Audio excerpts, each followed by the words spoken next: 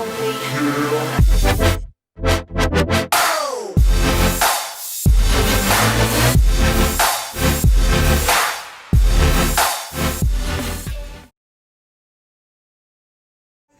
we go, new week, and this week back to the gym, thankfully, so don't have to worry about working out at home. Gonna go over for this week is gonna be my deadlift form, and like with the other lifts, it might not work for you depending on your body mechanics and stuff like that. So this is the form that works best for me, so that's what I use. Alright, get into it. Alright, first things first, for the deadlift, I want you to think about 3 different things. So the first thing is going to be your setup, where your arms and feet go, and then I want you to think about creating tension, and then the last thing that you want to think about is going to be the pull itself. So I'm going to show how I set up first.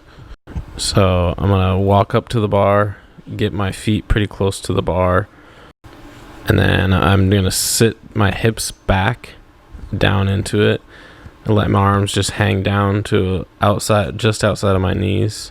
I'm going to show it from another angle, and then that's where everything will be in place. And I want the bar roughly over about like middle of my foot. I want you to think about creating tension, and what I mean by that is just keeping your whole body tight and pulling the slack out of the bar. So you'll see once I get into position, my whole body is tight, I'm braced in my core, and then once I create that tension, you see the bar slightly move, and that's how you know I have the proper tension, and that's how I know that I'm ready to start the pull. And then so then next we move into the actual pull itself. So what you want to think about is once those weights clear the floor, after you've pulled the slack out and you have tension and the bar starts to come up, then you want to think about getting it up to past your knees and locking out your quads and locking out your glutes, pushing through with your hips. So you can see as I stand up, and then boom, that's where I'm at lockout. And that's basically all you have to think about with the deadlift, because there is not really any eccentric part of the movement.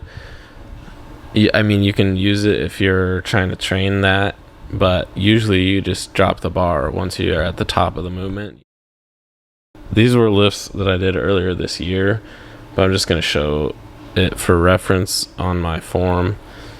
So this was with this was for my max out, and I eventually pulled the 385, which was my max. And looking at it now that I'm looking back at the video, I think I probably could have pulled a little bit more, but that's all right. And there you have it. All right, so there you have it. Hopefully that helped. Again, that's the way that I think about it. Those are the cues that work in my mind for setting up and getting everything tight, and it probably isn't going to work for everyone the same, but that's what I do.